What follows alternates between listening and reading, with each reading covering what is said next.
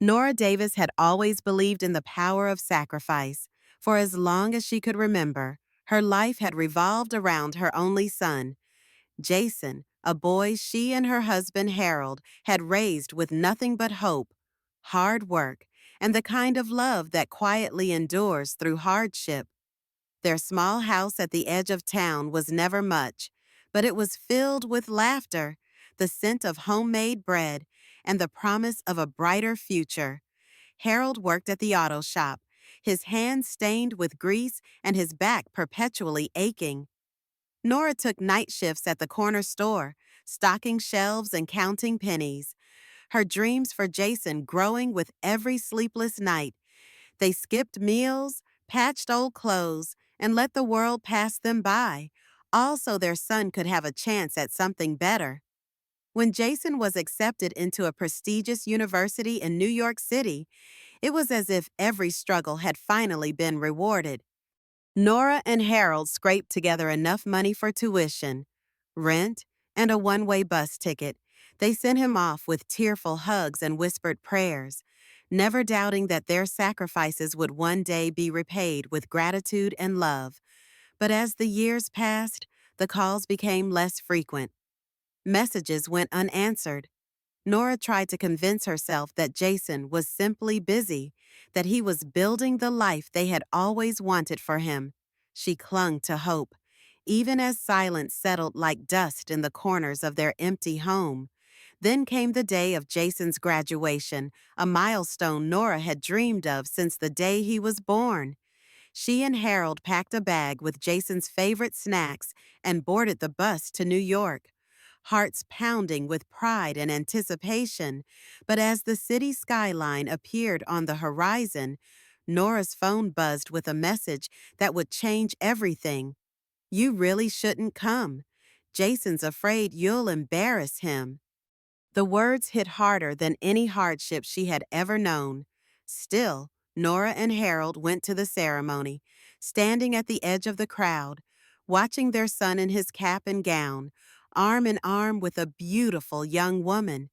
When Jason saw them, he turned away, disappearing into a sea of strangers. That was the day Nora realized that sometimes love and sacrifice are not enough. The bus ride home was silent. Nora stared out the window, her hands clenched tightly in her lap, the bag of treats untouched at her feet.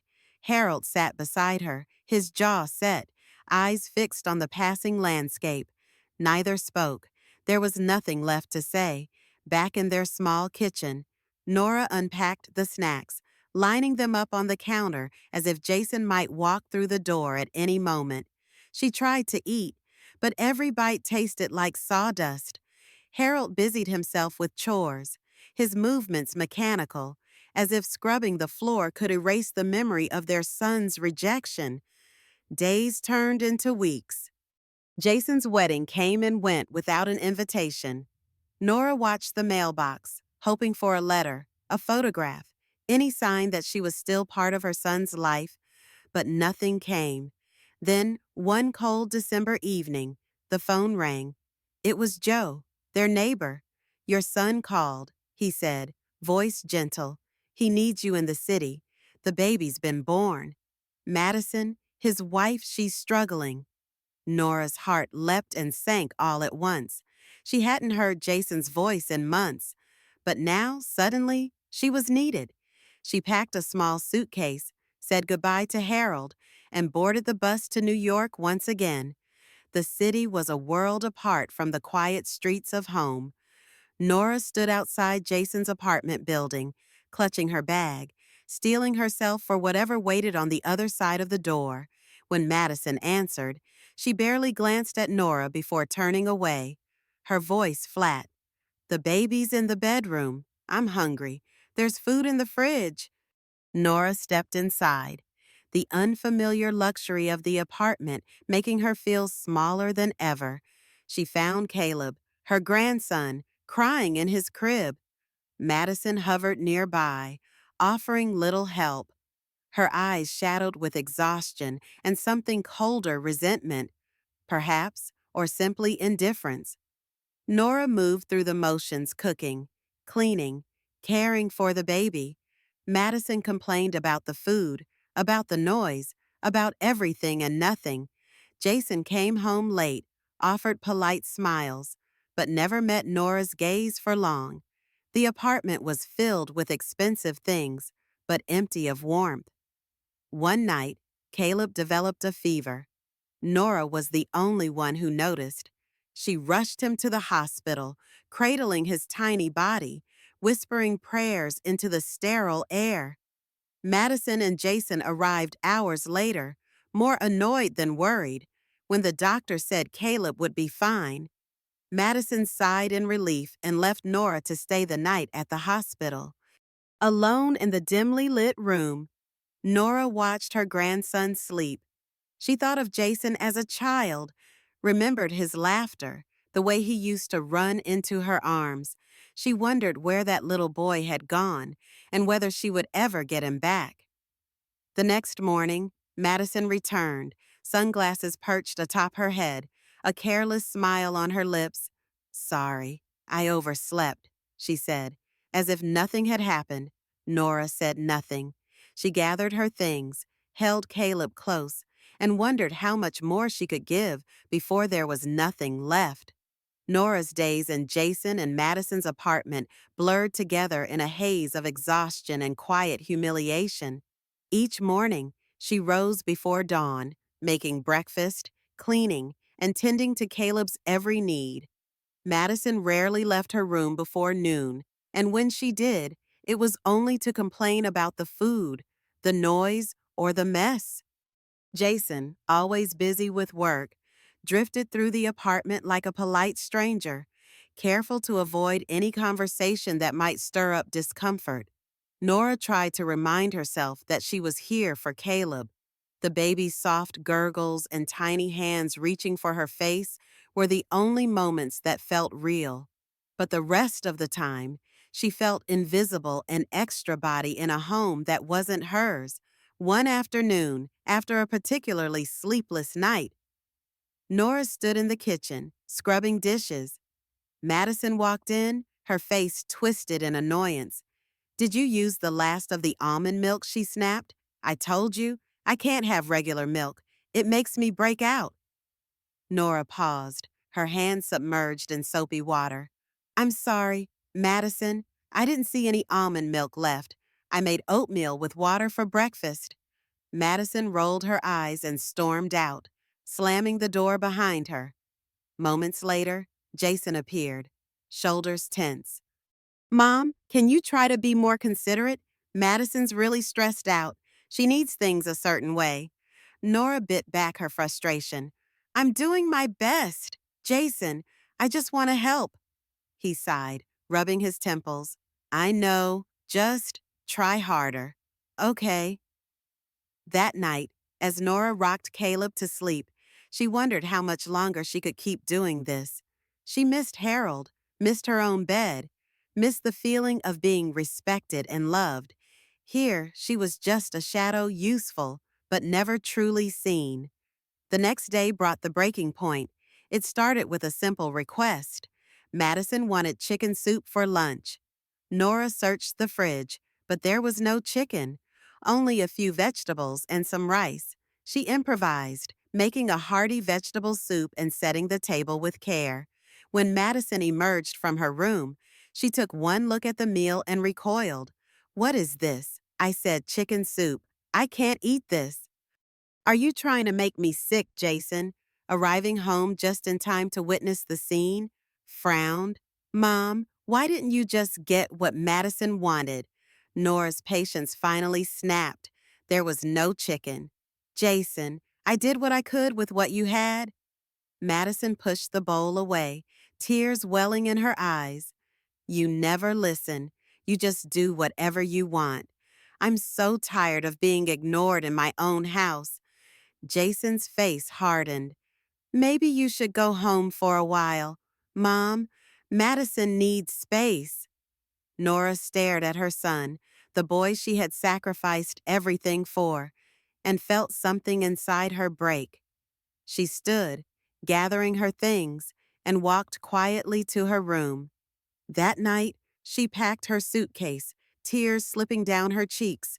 But before she could leave, Caleb's cries pierced the silence. Nora rushed to his crib, finding him burning with fever. Panic surged through her. She called for Jason and Madison, but neither responded. Alone, Nora bundled Caleb in a blanket and hurried to the hospital. Hours later, after Caleb was stabilized, Jason and Madison finally arrived. Their faces were etched with annoyance, not worry. Madison complained about the inconvenience. Jason avoided Nora's eyes. When the doctor explained how serious Caleb's condition could have been, Madison shrugged. "He's fine now, right? Can we go home?" Nora stayed at the hospital that night, watching over her grandson. In the quiet darkness, she realized that her presence here was no longer an act of love, but of survival for Caleb and for herself. The next morning, Madison arrived late, sunglasses hiding her eyes. "Sorry, overslept," she muttered, taking Caleb without a word of thanks. Nora watched her go, a cold resolve settling in her chest. She would not let herself be used and discarded any longer. Something had to change. That evening, as she sat alone in the guest room, Nora made a decision. She would finish her duties, teach Madison and Jason what they needed to know, and then she would leave. She would not beg for gratitude or affection. She would not let their indifference define her worth. For the first time in months, Nora felt a sense of peace. She would reclaim her dignity, no matter what it cost. Nora's days in Jason and Madison's apartment became a relentless cycle of chores, sleepless nights, and silent humiliation. She tried to convince herself it was temporary, just until Madison recovered, just until Jason found his footing as a father. But as the weeks dragged on, hope faded, replaced by a dull ache of resignation. One morning, after another night spent pacing the floor with a restless Caleb, Nora sat at the kitchen table, her hands trembling as she sipped lukewarm tea. The apartment was quiet except for the distant hum of city traffic. Madison emerged from her bedroom, hair unbrushed, eyes puffy from sleep. "Did you make coffee?" Madison asked, her voice flat. Nora shook her head apologetically. "I'm sorry, I ran out of beans. I can go buy some later." Madison cut her off with a sigh. "Never mind, just make something for breakfast. And please, don't burn it this time." Nora bit her tongue and nodded. She moved quietly around the kitchen, preparing eggs and toast, her movements automatic. She placed the plate in front of Madison, who barely glanced at it before pushing it aside. "Where's the avocado? I told you I like avocado on my toast." "I'm sorry, Madison, there wasn't any left. I'll get some today." Madison rolled her eyes, scrolling through her phone. Whatever. Jason came home late that evening, his face drawn and tired. He barely acknowledged Nora before disappearing into his office. When he finally emerged, Madison cornered him in the hallway, her voice rising in frustration. "Your mother can't even make breakfast right. I asked for avocado toast, and she gives me this. Why is she even here if she can't do the simplest things?" Jason glanced at Nora, his expression conflicted. "Mom's just trying to help. She's tired, too." Madison scoffed. "Well, maybe she should go home if she can't handle it." Nora felt the sting of their words, but said nothing. She retreated to the guest room, where Caleb slept peacefully in his crib. She watched him for a long time, her heart heavy. She thought of Harold, of their quiet home, of the life she'd left behind for a son who barely looked at her. The next day, the pattern repeated. Madison's demands grew sharper, her patience thinner. Jason, caught between his wife and mother, grew more distant, his words clipped and cold. Then, one evening, everything changed. Nora was preparing dinner when she heard Madison's voice, shrill and panicked. From the living room, "Nora, Caleb's crying, do something." Nora rushed in to find Madison standing over the crib, her hands shaking. Caleb's face was red, his tiny fists balled in distress. Nora scooped him up, feeling the heat radiating from his skin. "He's burning up," she said, her voice trembling. "We need to get him to a doctor." Madison hesitated, fear flickering in her eyes. "Are you sure? Maybe he's just tired?" "No," Nora insisted, already gathering Caleb's things. "He needs help." Jason arrived home just as Nora was heading out the door. She explained the situation quickly, her urgency leaving no room for argument. Together, they rushed to the hospital. The hours that followed were a blur of fluorescent lights, anxious waiting, and whispered prayers. Caleb was diagnosed with a high fever and dehydration, but the doctors assured them he would recover with proper care. Madison and Jason seemed relieved, but Nora saw the exhaustion and fear etched into their faces. For the first time, she saw them not as adversaries, but as two young parents overwhelmed by the weight of responsibility. That night, as Nora sat by Caleb's hospital bed, she made a decision. She would not allow herself to be used and discarded any longer. She would finish what she came to do, help Caleb recover, teach Madison and Jason what they needed to know, and then she would leave. When they returned to the apartment, Nora quietly began packing her things. She left a note on the kitchen table, her handwriting steady and clear. "Jason and Madison, I have done all I can for you and for Caleb.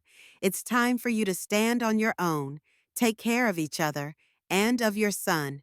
Mom." She closed the door behind her, stepping out into the crisp evening air. For the first time in months, she felt light, unburdened, a woman reclaiming her dignity, ready to begin again. Nora woke before dawn, her body aching from another restless night. Caleb's soft breathing was the only gentle sound in the apartment, a fragile peace before the daily storm. She lay still, letting her mind drift through the fog of exhaustion, the weight of her sacrifices pressing down on her chest. This city, this apartment, these people, they were all so far from the home she once knew. Yet, here she was, invisible in her own son's life, a guest in the world she had helped to build. She slipped quietly from bed, careful not to wake Caleb, and made her way to the kitchen. The city was just beginning to stir, muted horns and distant voices drifting through the window. Nora put on a pot of coffee and sat at the small table, wrapping her hands around the mug for warmth. She stared at the empty chair across from her, remembering mornings with Harold, his steady presence, his quiet strength. She missed him more than she could say. The apartment soon filled with the sounds of another day. Madison emerged from her room late, her hair a tangled mess, eyes puffy from sleep. She didn't bother to greet Nora, just grumbled, "Is there any coffee?" and rummaged through the fridge. "Where's the almond milk? I told you I can't have regular milk. It makes me break out." Her tone was sharp, entitled. Nora apologized, explaining there was none left, and offered to make oatmeal with water. Madison rolled her eyes, muttered something under her breath, and retreated to her room, slamming the door. Jason left for work without a word, his face drawn and distant. Nora moved through the routine, making breakfast, cleaning, caring for Caleb. She felt herself shrinking, becoming smaller with every passing day. But beneath her resignation, something inside Nora was changing.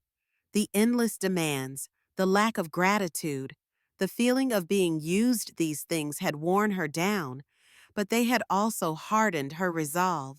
She could not, would not let herself be treated as a servant any longer. The breaking point came sooner than she expected. That afternoon, Madison demanded chicken soup for lunch. Nora searched the fridge, but there was no chicken, only a few vegetables. She improvised, making a simple vegetable soup, and set the table with care. When Madison finally appeared, she took one look at the meal and recoiled.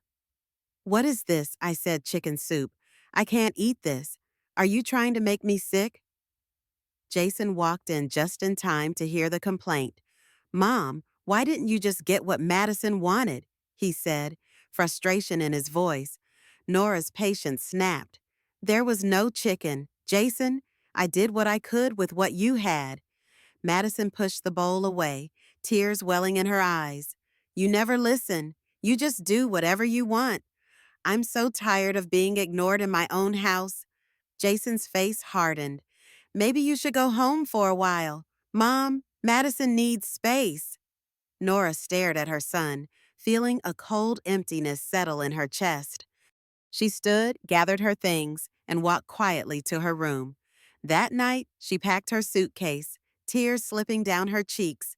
But before she could leave, Caleb's cries pierced the silence.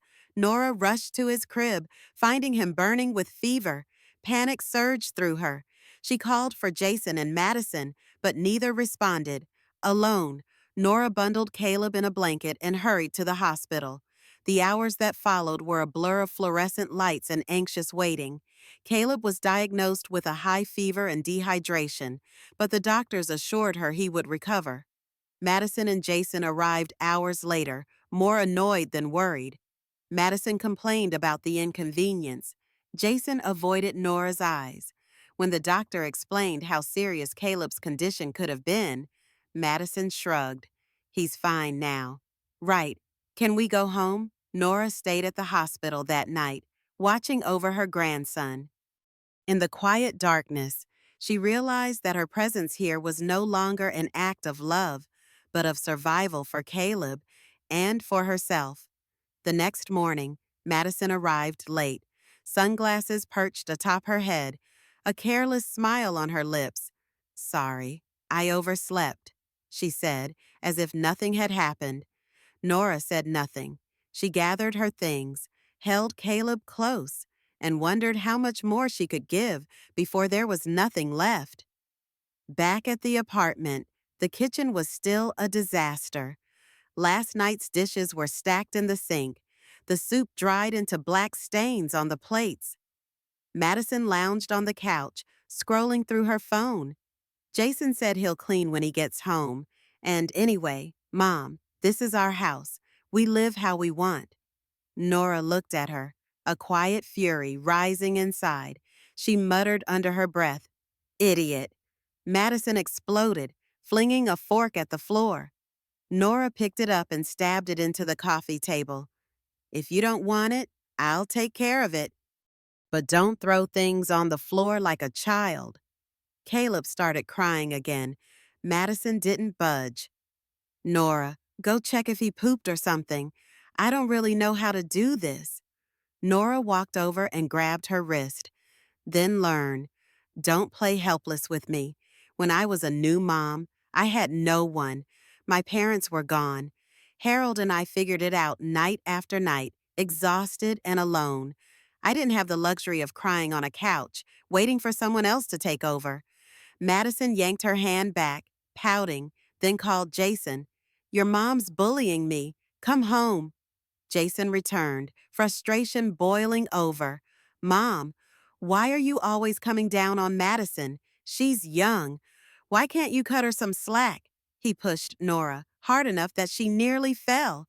Nora straightened up, looked him in the eye, and slapped him.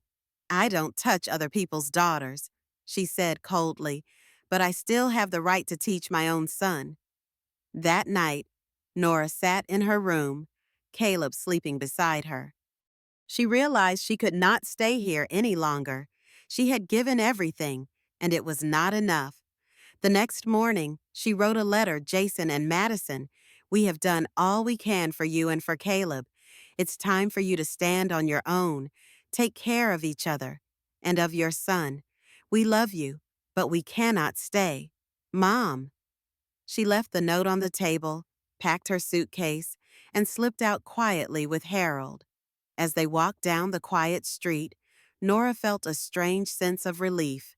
The pain was sharp, but beneath it was hope that, in letting go, she might finally find peace.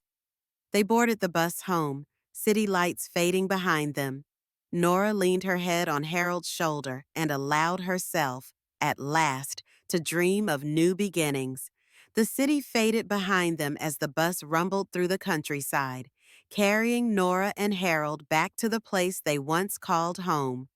Nora pressed her forehead against the cool glass, watching the landscape blur fields of golden grass, clusters of trees, the distant outline of their small town.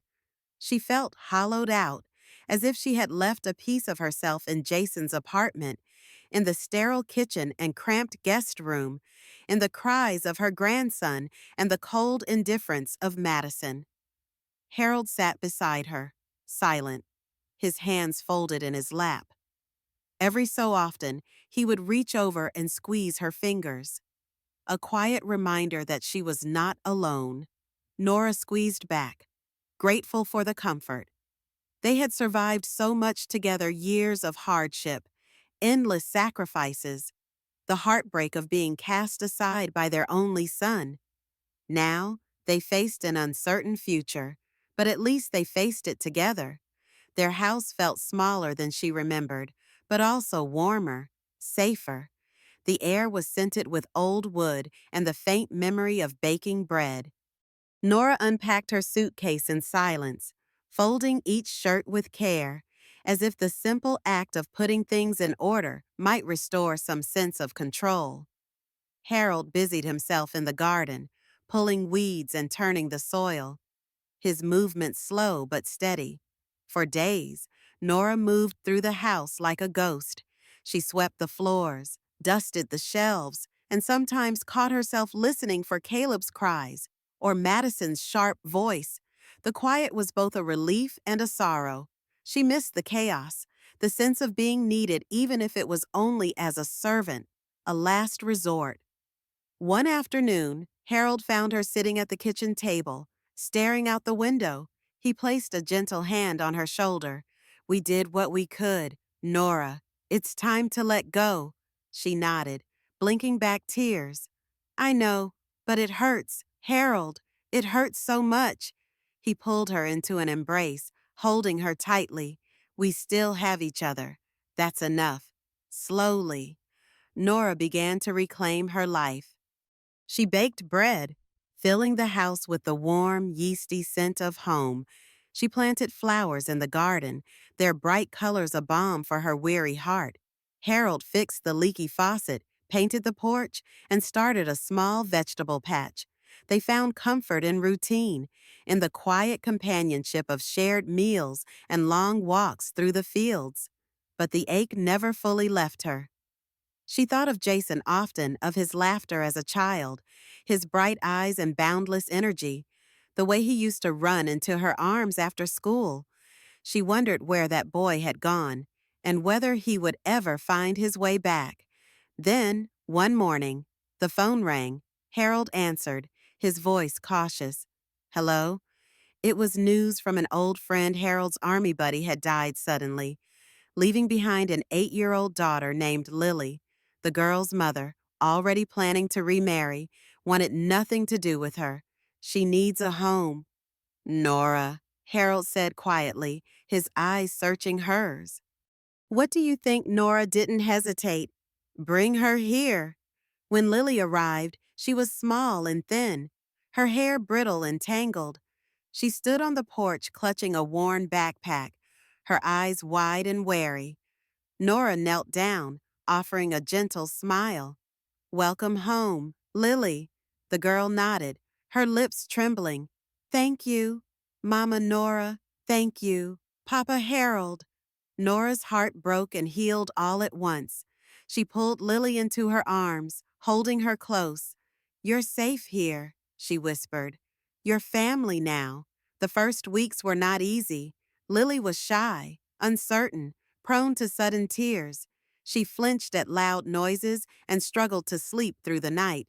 Nora and Harold moved slowly, careful not to overwhelm her.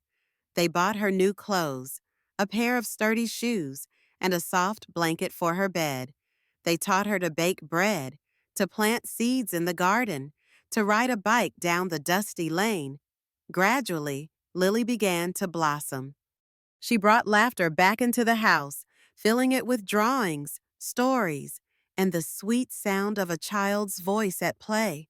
She helped Nora in the kitchen, kneading dough with flour-dusted hands, and followed Harold into the garden, her pockets full of seeds and tiny treasures. She brought home her first report card straight A's and insisted on buying a cream cake to celebrate. One evening, as they sat together on the porch, Lily curled up between them, her head resting on Nora's shoulder. "Thank you for giving me a second life," she whispered. "I'll never let you down." Nora stroked her hair, tears prickling her eyes. "You're a good girl, Lily. We're so proud of you." As the seasons changed, Lily thrived. She made friends at school, joined the choir, and won a scholarship to a summer camp for gifted students. She brought home stories and laughter, filling the house with a new kind of joy. Harold beamed with pride, telling anyone who would listen, "My daughter's amazing." Absolutely amazing. They didn't talk about Jason anymore. News reached them only in whispers: Caleb's struggles at school, Madison's tears, Jason's long hours and growing distance from his own family. Eventually, word of their divorce reached Nora and Harold, but it brought no satisfaction, only a quiet, resigned sadness. Nora realized, with a pang, that some children are simply born wild, impossible to tame no matter how much love you give them. But Lily was different. She was not born from Nora's body, but she had chosen Nora and Harold as her family. She respected them, loved them, and brought meaning back into their lives. Nora found herself smiling more, her heart lighter as she watched Lily grow, thrive, and bring joy to everyone she met. One night, as they sat together by the fire, Lily looked up at Nora. "Do you think my real mother ever loved me?" she asked softly. Nora hesitated, choosing her words with care. "Bygone. I think sometimes people don't know how to love, even when they want to. But that doesn't mean you're not worthy of love. Lily, you are, and we love you very much." Lily smiled, her eyes shining. "I love you too, Mama Nora. I love you, Papa Harold." The pain of the past faded, replaced by gratitude for Harold, for Lily, for the quiet, hard-won joy of a home built on kindness and second chances.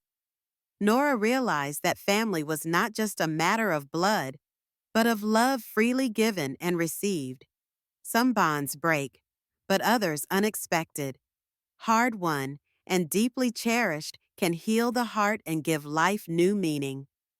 As spring returned, Nora watched Lily and Harold laughing in the garden, their faces golden in the fading light. She understood at last that letting go of Jason had made room for something new, something beautiful and enduring.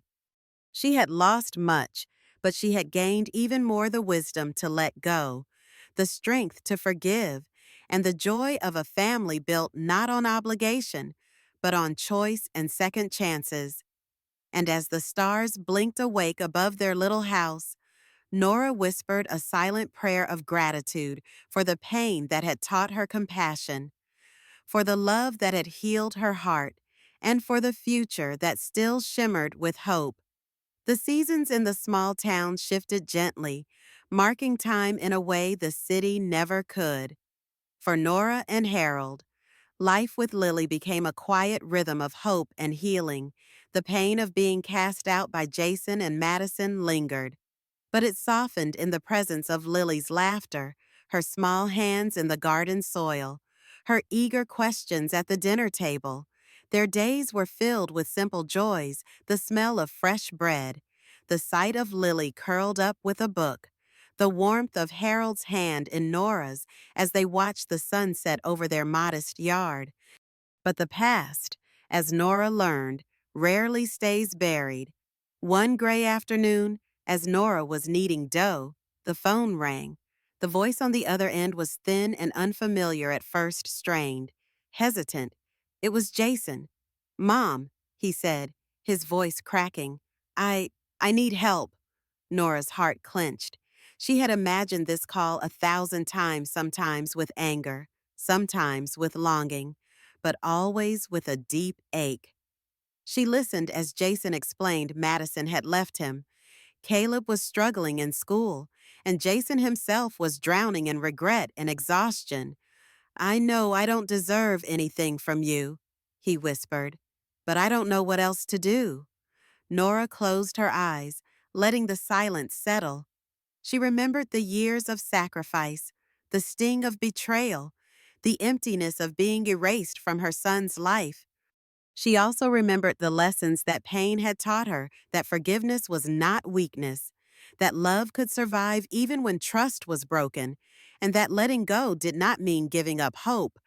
She glanced at Harold, who stood in the doorway, concern etched on his face. "Jason," she said softly, "we can't fix everything for you. You have to learn to stand on your own. But we can listen, and we can forgive." There was a long pause, and then Jason began to cry quiet, broken sobs that made Nora's heart ache all over again. That weekend, Jason drove to their town with Caleb. He looked older, thinner, his eyes hollow with regret. Caleb clung to his father's leg, wary and silent. Lily, sensing the tension, offered Caleb a toy train. The boy hesitated, then took it with a shy nod, and the two children disappeared into the backyard. Jason sat at the kitchen table, his hands shaking. "I don't know how to be a good father," he admitted. "I thought I was doing the right thing, chasing success, pleasing Madison's family, but I lost everything that mattered. I lost you. I lost myself." Nora reached across the table, placing her hand over his. "You can start again, Jason. It's never too late. But you have to do the work. You have to be present for your son." Harold, who had been silent, finally spoke. "We can't raise Caleb for you, son, but we'll help you learn. That's all we can offer now, for the next few days." Jason watched as Nora and Harold cared for Lily, patient, loving, but firm. He saw the routines, the gentle discipline, the way Lily responded with trust and affection. He realized how much he had taken for granted, how little he had understood about real parenting. He tried to help, but often found himself at a loss, fumbling with breakfast, struggling to comfort Caleb when he cried. Lily, with the wisdom of a child who had known loss, offered quiet encouragement. "It's okay, Uncle Jason," she said once. "Everyone learns. You just have to keep trying." One evening, after the children had gone to bed, Jason joined Nora and Harold on the porch. The air was cool, heavy with the scent of lilacs. Jason stared at his hands, ashamed. "I wish I could go back," he said.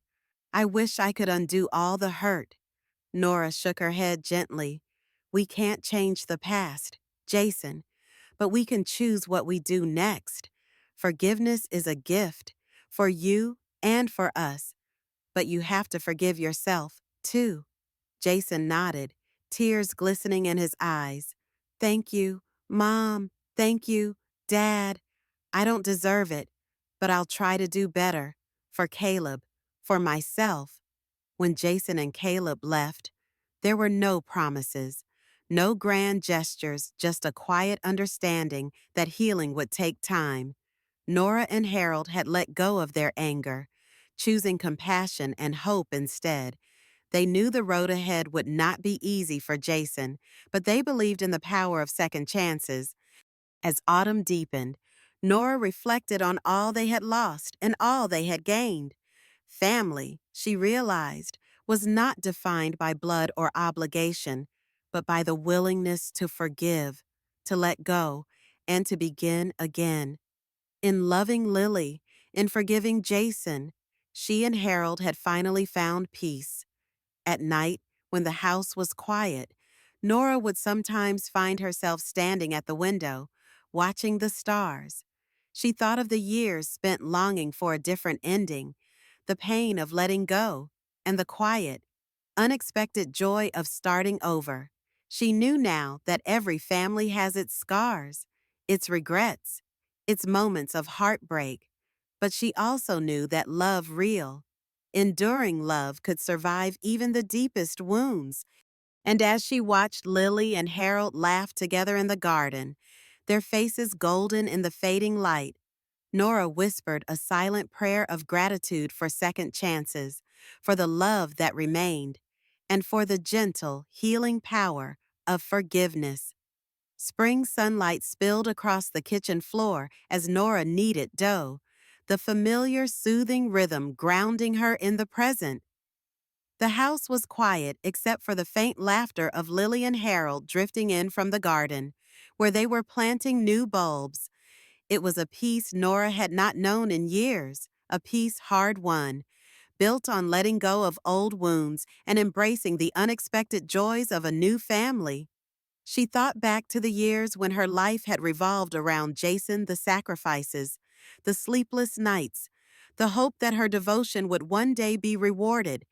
Instead, she had been erased from her own son's life, replaced by cold indifference and transactional demands.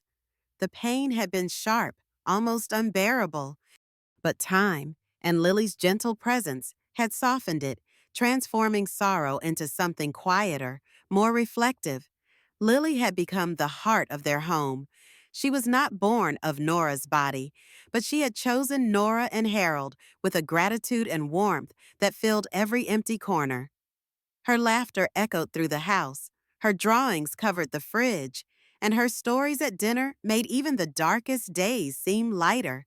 Harold, too, found new purpose teaching Lily to ride a bike, showing her how to plant tomatoes, marveling at her curiosity and kindness. Nora rarely spoke of Jason and Madison anymore. News of them came only in whispers: Caleb's struggles at school, Madison's tears, Jason's long hours and growing distance from his own family. Eventually, word of their divorce reached Nora and Harold. It brought no satisfaction, only a quiet, resigned sadness.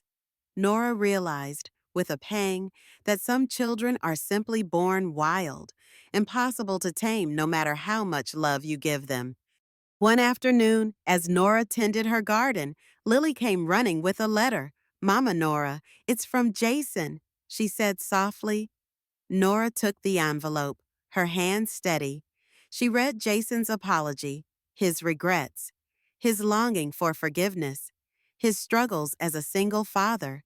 He asked nothing, only that Nora remember the good times and know he was sorry. Nora sat in the garden for a long time, the letter in her lap, sunlight dappling the grass. She felt no anger, no bitterness, only a gentle sorrow for the boys she'd loved and lost, and a quiet pride for the family she'd built anew. That evening, she wrote back, "Dear Jason, I hope you find peace, as we have. Take care of your son. With love, Mom." She sealed the letter and handed it to Lily to post. As dusk settled, Nora watched Lily and Harold laughing together in the kitchen, their faces golden in the lamplight. She realized that family was not just blood, but the love and respect we choose to give and receive. Some bonds break, but others unexpected, hard won, and deeply cherished can heal the heart and give life new meaning.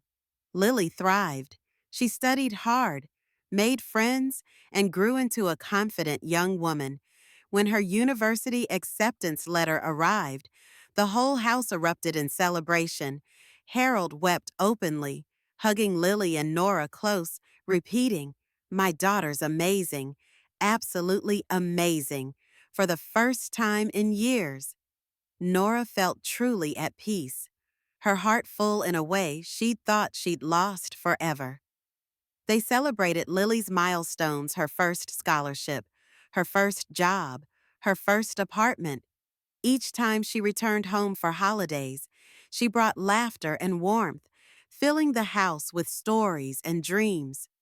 Nora and Harold poured themselves into supporting her, not as a replacement for Jason, but as a new beginning, a second chance to build the family they had always dreamed of. On quiet evenings, Nora sometimes found herself standing at the kitchen window, watching the stars. She thought of the years spent longing for a different ending, the pain of letting go, and the quiet, unexpected joy of starting over. She knew now that every family has its scars, its regrets, its moments of heartbreak, but she also knew that love real, enduring love could survive even the deepest wounds. As the seasons turned and the garden bloomed anew, Nora understood that letting go of Jason had made room for something beautiful and enduring. She had lost much, but she had gained even more: the wisdom to let go, the strength to forgive, and the joy of a family built not on obligation, but on choice and second chances. And as the stars blinked awake above their little house, Nora whispered a silent prayer of gratitude for the pain that had taught her compassion, for the love that had healed her heart, and for the future that still shimmered with hope. The years rolled gently onward, each season in Nora and Harold's home marked by small, steady joys. Lily's presence had become the quiet heartbeat of their days.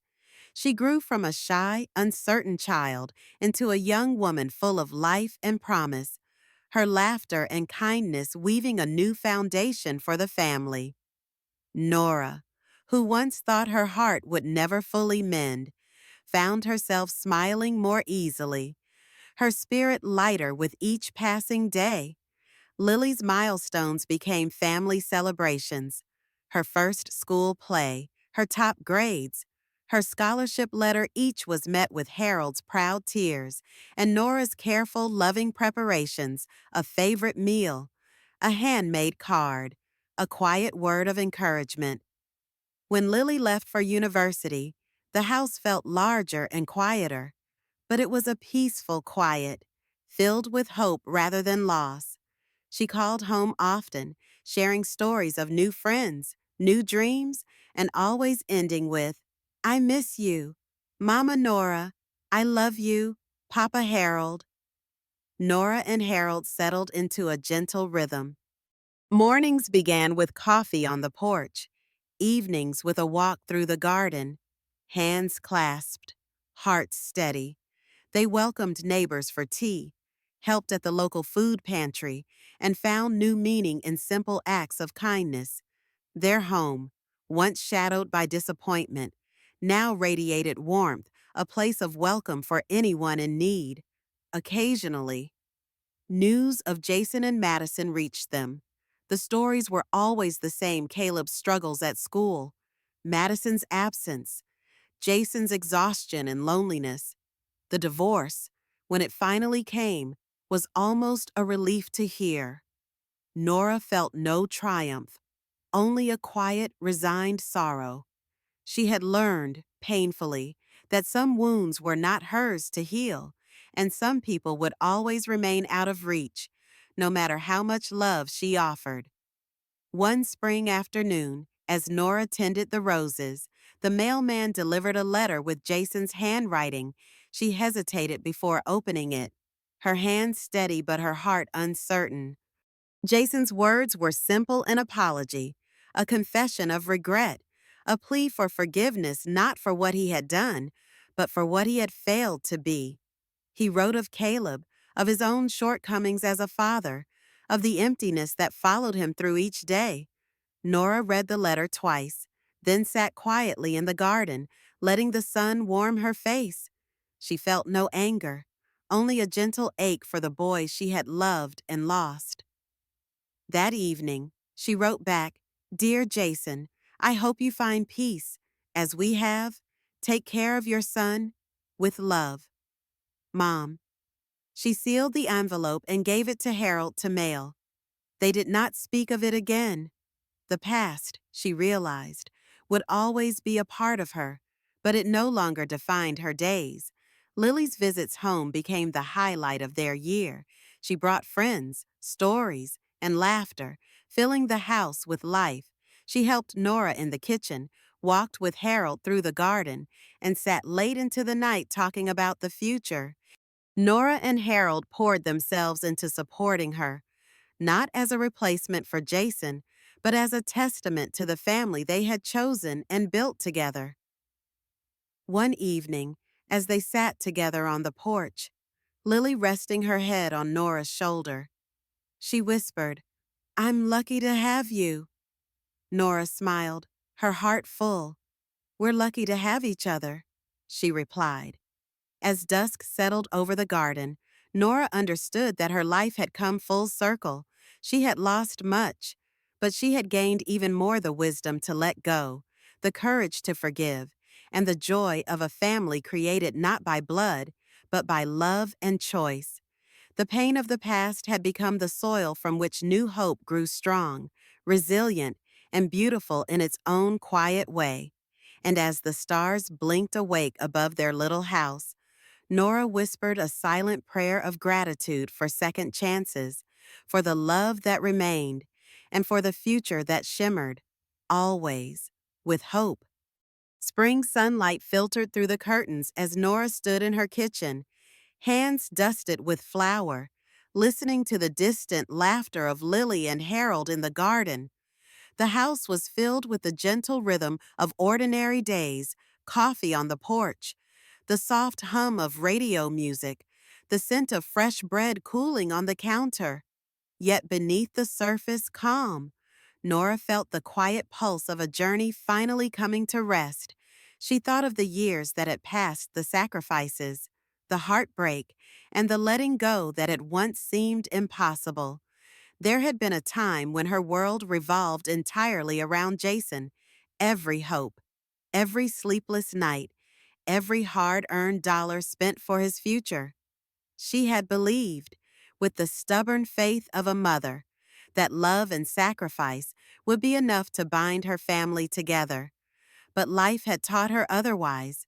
Jason had chosen another path, one that led him away from her, and no amount of longing or pain could change that truth.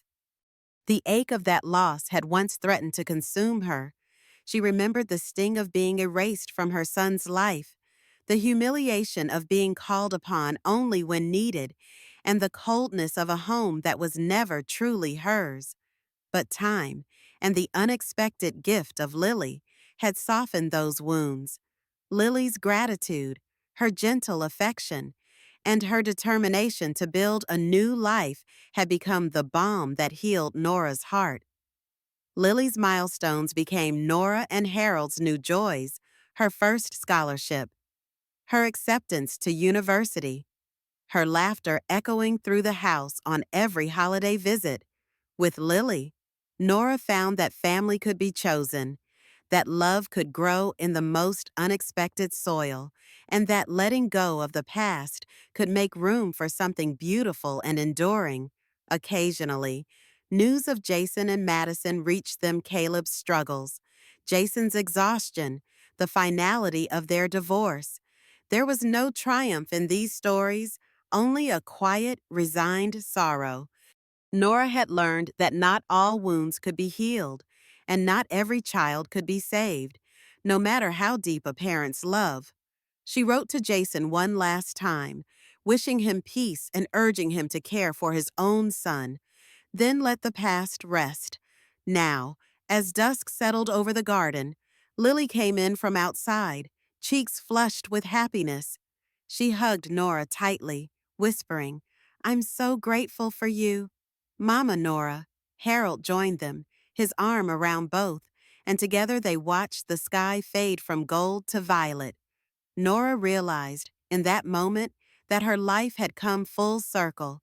She had lost much, but she had gained even more: the wisdom to let go, the courage to forgive, and the joy of a family built not on obligation, but on choice and second chances. The pain of the past had become the soil from which new hope grew strong, resilient, and quietly radiant. As the stars blinked awake above their little house, Nora whispered a silent prayer of gratitude for the pain that had taught her compassion, for the love that had healed her heart, and for the future that shimmered, always, with hope. Thank you so much for listening to today's story. If you enjoyed it, please don't forget to like, share, and subscribe to the channel for more stories and updates. Your support means a lot to me. See you in the next video.